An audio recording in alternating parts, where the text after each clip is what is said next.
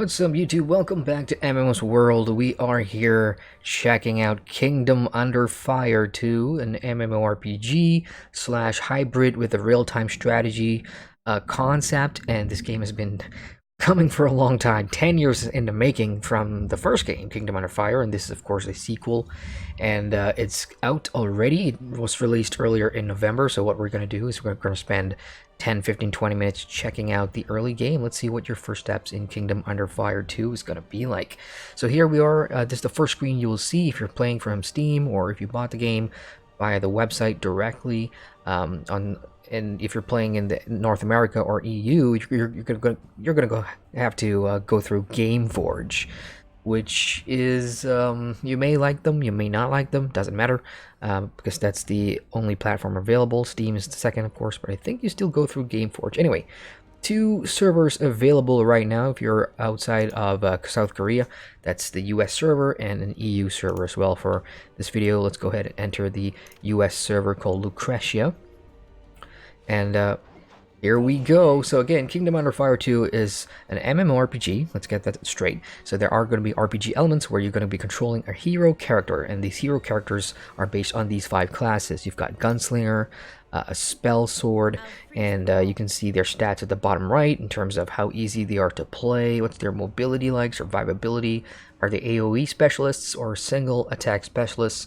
Unlike other more conventional MMORPGs, you don't get to see like previews of their skills or combat whatsoever, but there will be that kind of stuff in game later on. I'm just gonna bump up the volume a little bit here. Okay, so Gunslinger, Spell Sword, Berserker, there's the Ranger, carrying out my mission, and the Elementalist. And you'll notice here that at least 3 of these classes, the females especially, are all elven in nature. And the Berserker is this cool horned race thing. And finally, the Gunslinger is probably like a human of some sort. There you go. So if you played the first game, maybe you'll have some insider knowledge in terms of the lore and the races and everything. If you're new to the franchise, I don't think it matters all that much. So for the purpose of this review, let's go ahead and do Gunslinger, maybe? Berserker? Yeah, this is one of those things where it's hard to decide. We'll go with Berserker. Look at that. Area attack is high, survivability high, so this guy's pretty tanky. And the thing about Kingdom Under Fire 2 is you're going to be doing combat against, swarms of enemy soldiers as well. So there's going to be lots of AoE involved. But then the single target's basically for boss monsters or other players as heroes, because there will be PvP. So let's see the character creation here. Now this is where you're probably going to be familiar with the sort of Korean MMO character creative aspects, because it looks like every other character creation mechanic out there system. You've got a bunch of presets that you can pick. Alright, that looks cool. Yeah, we'll go with that. You can change the hair, and basically, oh man, I wish it was the hair, because right now it's just horns. I guess this class only has to wear the hood. I'm gonna go with the big horn thing. You can change face if you want to. And then finally, decoration, which I guess are just the face tattoos. Let's see, eye color. Yeah, we'll go to white. And that's basically it. Now for upper body and all that stuff, it doesn't look like you can change that much. Mouth location, you've got a bunch of sliders here, but they're mostly for your face. Now, how much of your character's face are you going to be looking at? We don't know. You can change the background, preview some armor, because there will be a gear progression system in here for your hero, alongside the units you will control. Now remember that MMO RTS thing that we're talking about. This is going to be important here, because you're not only going to have to control your hero, but your hero will have units to control as well. So let's go ahead with MMOSWORLD as usual and hit create character. And now we've got 1 character, level 1 Berserker. Let's go into the world and we'll see you on the other side. Do you want to start the tutorial? Yes.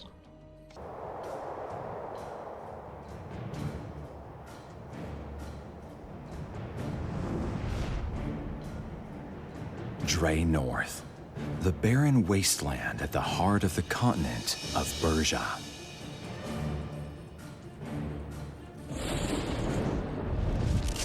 Dre North is ruled by the Exiles, a race that fell to this world through a giant dimensional crack.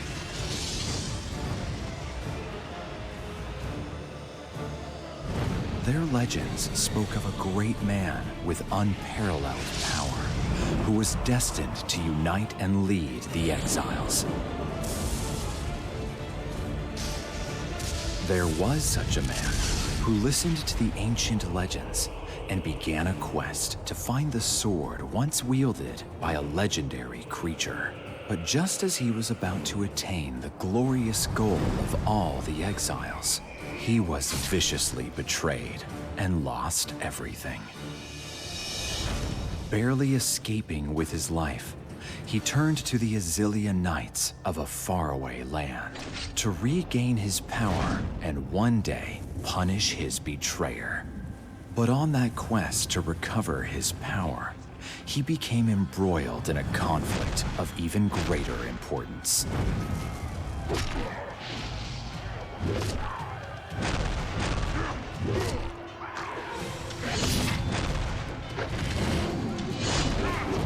At the edge of the terrible maelstrom that will determine the fate of this world, he is forced into a fierce and desperate fight for survival.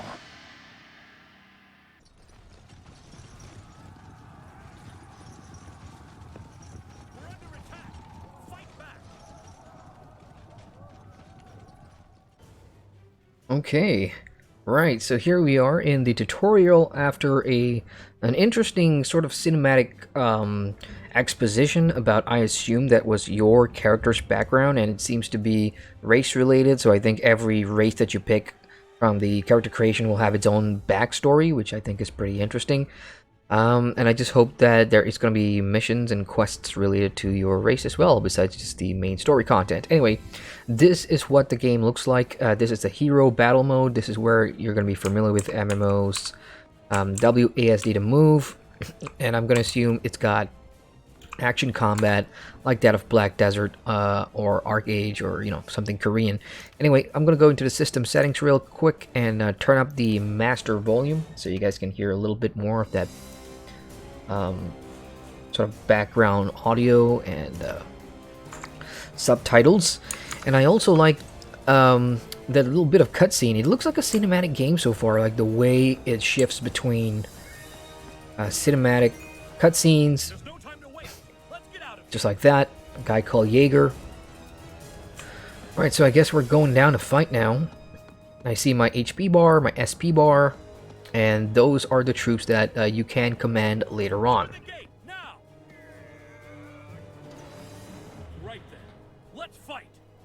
Here come the enemy, and I do know a little bit about the enemy. They're called the Enkoblasians, which are these monster-type creatures.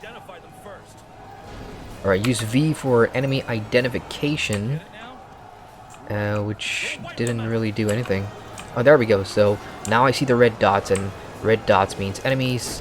So holding down the left mouse button swings your attack, and our right mouse button is a swinging attack.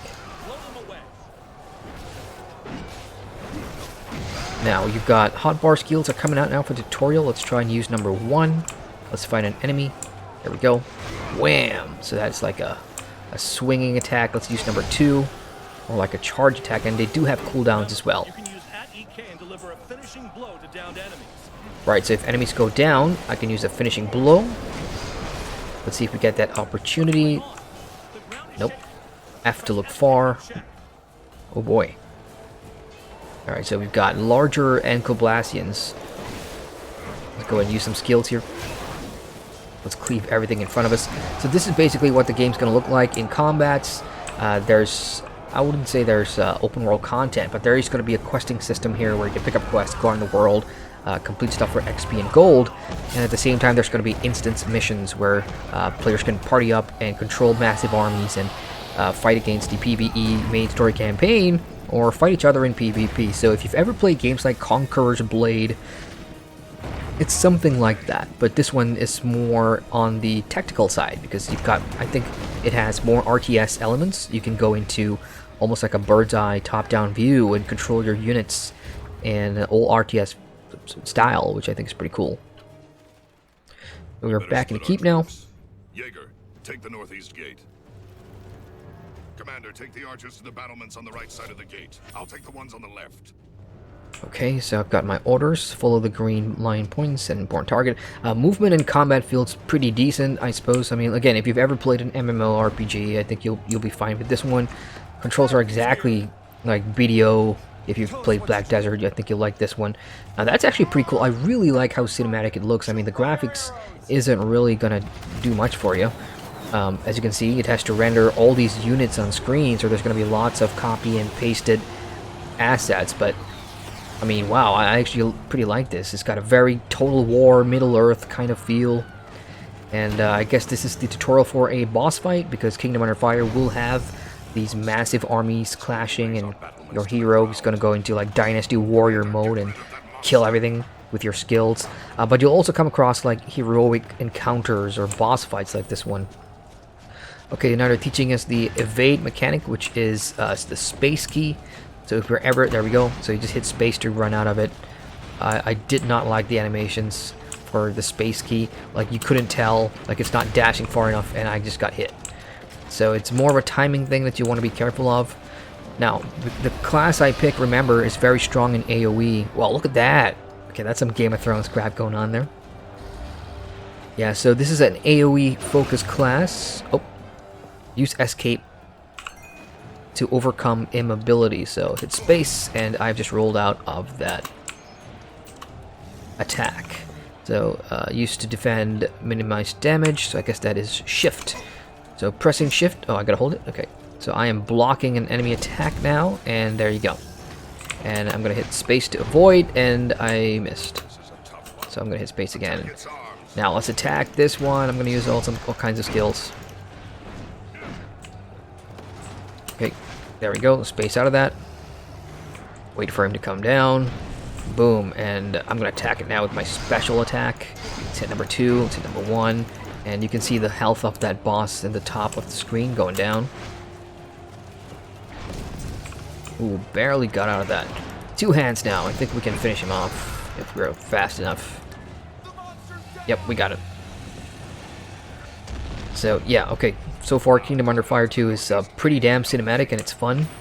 Animations could use some work, though. It feels kind of floaty, don't you guys think? Like, when I'm hitting stuff, you just don't feel the weight. It's not that impactful. The gate has been breached. There is a bit of screen vibration and all that kind of stuff. Oh boy. Well, what was that? Well, the Encomblacians have gone through. Berserker gains dark energy while attacking. Understood. You can use dark energy to activate various stances. You can use a different stance depending on the amount of dark energy you have. Now, every class will have its own different class mechanic. That much I know. So let me give you some dark energy. Use your dark energy and change your stance. Boom. All right. So I've just changed my stance. Can I go now? All right. So I've changed my stance. Let's go kill some stuff. Oh, there we go. I did see the prompt for taking down downed enemies. Let's change stance again.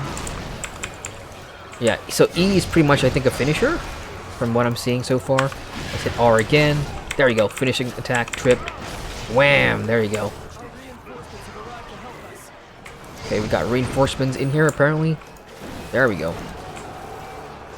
Yeah, and so far what I'm noticing is there's no lock on target as well. Everything is very directional, so it can be very easy to sort of miss your targets, especially if it's a boss fight or something. Oh, I'm going the wrong way. I don't think there's a sprint. Not yet, at least. The steps we go. And, alright, let's defeat enemies in red.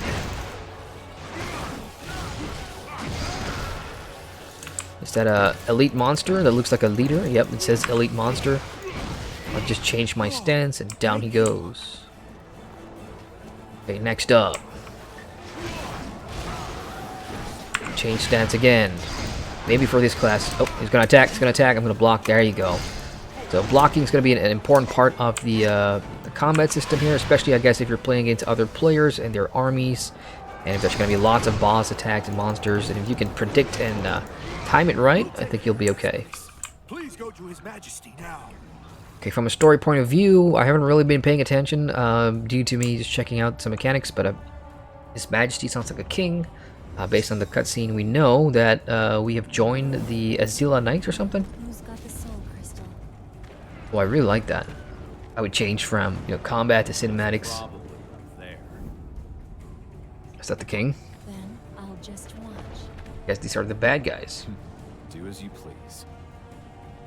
So as you can tell, there's voice acting in here, which is pretty decent. I've been reading the subtitles as well, keeping an eye on it for any grammatical errors or mistakes, which are bound to happen, especially if there's localization involved. But so far, Kingdom Under Fire 2 seems like it's doing a good job. Yeah, it's a very visual game. That's what I can say, which is something more than its competitor, which undoubtedly is Conqueror's Blade from My.com. It's definitely a more visual game. Okay, this thing's just creepy.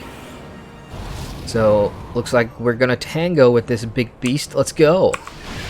Change his stance. Let's use some skills. Oh, that looks like an attack. I'm gonna block. And I did that right. Let's change some skills again. Exhaustive attack. Changing skills again. Gotta face the boss now. Oh, he's gonna attack. I'm gonna block. I'm holding shift. And he's dead. Yeah, this Berserker class that I'm playing is pretty decent. I guess if you're a solo player, you've got a good mix of AoE, and the way he carries that sword around is pretty fun too. Okay, soldier, I'll relieve you of your duties. Now, I don't think we'll be able to show a lot of Kingdom Hearts Fire 2, but because our videos usually go up to like 20 minutes, 30 minutes max. And there's going to be so much that we can't be able to show you guys depending on how much mechanics there are. Questing, missions, crafting, gear progression, skills, barracks, recruitment of troops, ranking up troops. I'm not making this up. These are all features of the game. There's a world map, a war map, how to move around the map, troops, mounts, cosmetics. There's a cash shop though. This is legitimately impressive.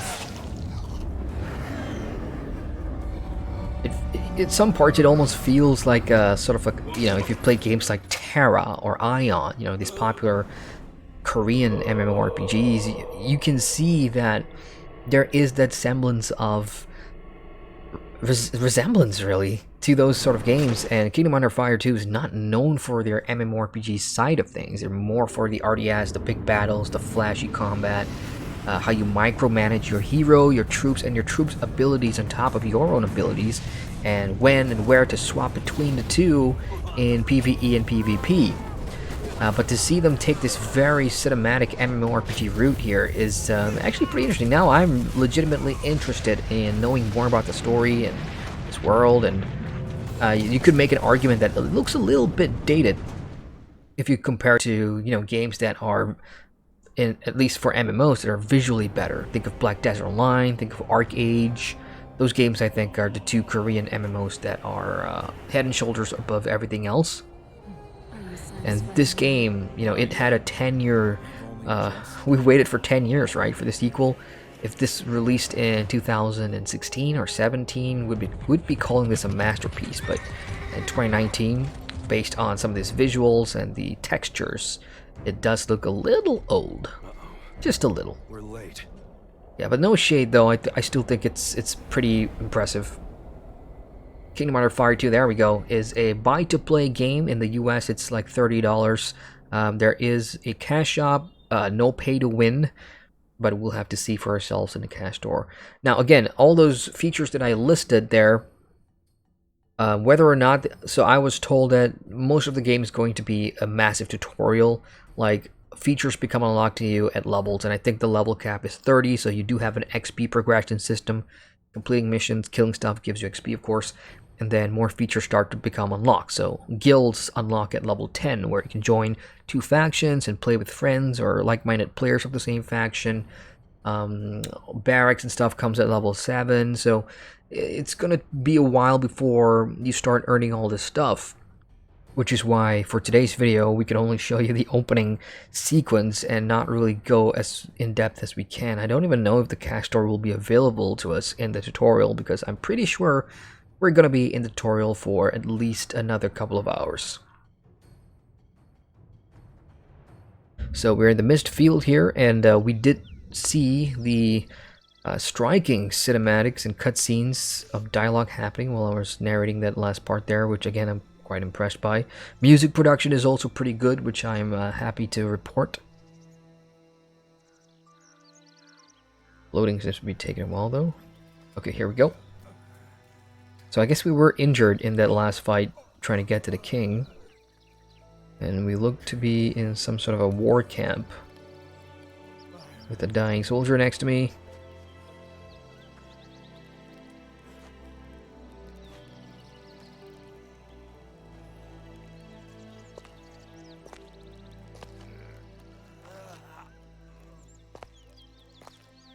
Hello there. Are you okay? Can you see me?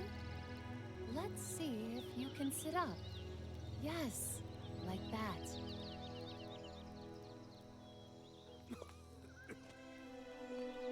Come on, sit up. What are you waiting for? It's odd. It's like every object has like a shadow, which is kind of weird. Another player standing on that side of the screen there. Yeah, you can see. I can really see they're trying to sell the visual aspect of this game, which is cool. Yeah, like you can see, there's like shadow. Oh, what's this? System message: obtained attendance check reward. Okay, so now we know there is a daily login reward system, and that's just for game loyalty. Log in, get rewards. Help teleportation crystals. Yeah, you can teleport around the world. And this is more of the MMORPG side of things, the RPG aspect of running around, picking up quests, talking to NPC. There's a mailbox there. If you bought any of the 3 packages, you'll get some outfits and mounts and whatnot. There's the training dummies. You can just test your skills and stuff, because as your character grows, there's going to be combos that you can earn, mastery skills. You accumulate points past level 10, I think. And then just basic skills and stuff, where you can drag and drop into your hotbar. Again, very BDO-like, which is going to be familiar to a lot of players. Now, let's play around a bit with the UI. That's basically it. You have a minimap. We are in, I would call this the MMO phase, where you're in the open world, gathering quests, earning XP. And then there's going to be instances like this one. Think of it as dungeons, really. Level 6 Grey Rock Fortress, you go in as a civil player. And in dungeons, you will control your character in this third-person mode, and at the same time, you will have soldiers in your barracks that will follow you around. I don't have any with me because, again, I'm still in the tutorial phase, but there's different types of troops, from wizards to rangers, archers, infantrymen, defensive infantrymen, and each will have their own pros and cons. They can be upgraded and geared. They will earn XP through the barracks. You can train them, rank them up, dedicate them, and equip them as well. So troops are a big part of Kingdom Under Fire 2 and your character. You can't just focus on your character, even though that's important as well. For gear progression, gear is going to be important. You will earn these through playing the game, questing, whatnot. You can also craft, and there will be an auction house after level 10, and once you reach the main city of Accolade, that you can buy either crafted gear or anything else that other players are selling. So it very much is an MMO. If people tell you that this is more of like a fad, an RTS sort of fad, don't believe them. This is a proper MMO with an interesting concept, really. This is your cosmetic slot. So let's go ahead and check out inventory. That's I. And you got Vision Stone. These are all for basically leveling up your troops. Now, important, let's go ahead and do... that simply means quest icon, by the way. We're not going to go beyond that. Yep, you can see other players running around now. That was Yob, Brennan Yeager, Isuma Wilch. It's pretty much another player, I guess. So yeah, from this point onward, you'll see players running around in the open world. But all these instances are pretty much solo, unless you invite a friend or when you join a guild at level 10, and then you can do like 4 mission dungeons together and whatnot. And it becomes more strategic because by then you'll have lots more troops. So WASD camera movement, but if you want to bring up your mouse, you hit the Alt key, and that's going to bring up your cursor. Let's go ahead and look at the Diamond Shop, which is the in-game cash store. Now again, this is not a free-to-play game. This is a buy-to-play game. It costs $30 US if you're in the US, or 30 euros if you're in the EU. So first of all, you've got powerful potions and new look appearance shop. These are all cosmetics, and they cost these one of these diamonds. So this is what you'll need, and cosmetics do not have stats, unlike other Korean MMOs. There's also, you can sort by tops, whatever. Cubic shop. Cubics is an in-game currency. You earn cubics from completing missions and quests and things like that, and they can also drop for loot.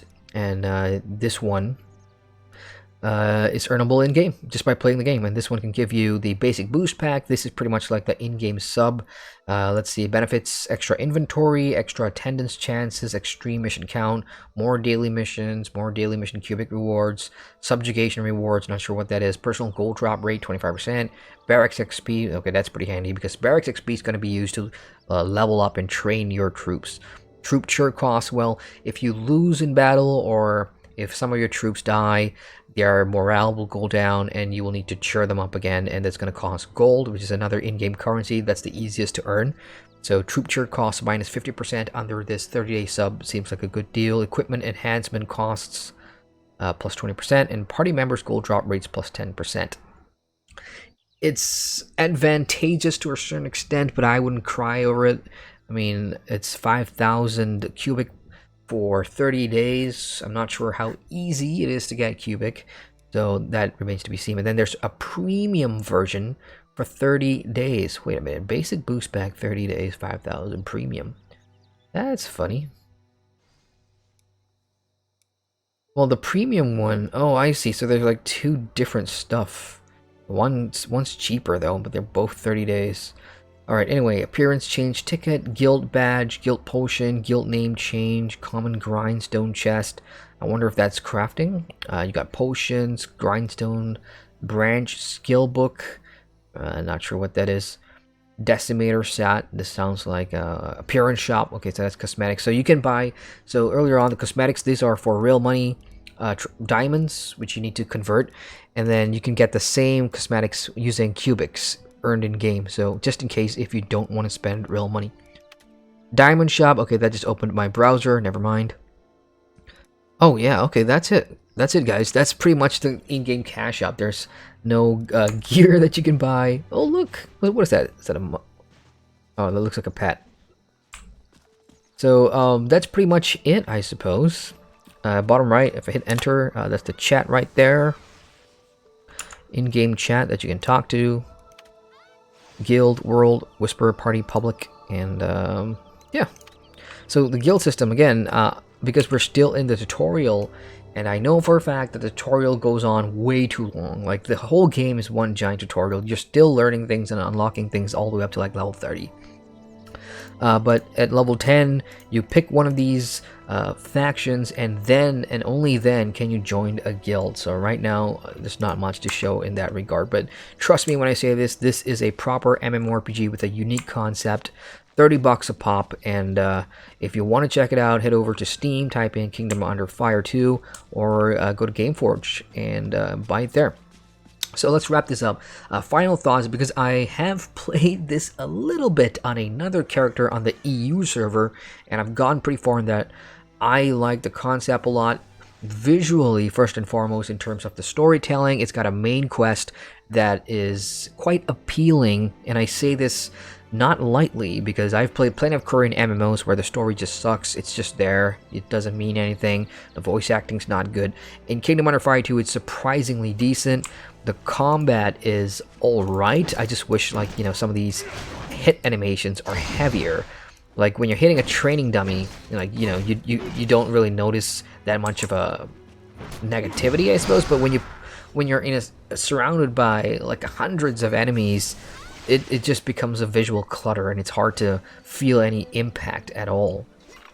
But I take nothing away from the system. It's responsive, it feels good, the skills look good, and Boss fights are pretty challenging. I also like the micromanagement RTS aspect. I wish I could show you guys that, but it's gonna be a long video to get to that point where once you've got troops and then once you play a mission, how you delegate your troops to follow you or go into offensive mode, and how you get from like a third-person view to like a top-down commander view. Those are all really cool things about Kingdom Under Fire 2, which I do enjoy. So thumbs up for this one. I enjoy Kingdom Under Fire 2 a lot. I guess 10 years is worth the wait. Anyway, that's it from us here at MMOSWORLD. If you like the video, hit the like button and subscribe to the channel.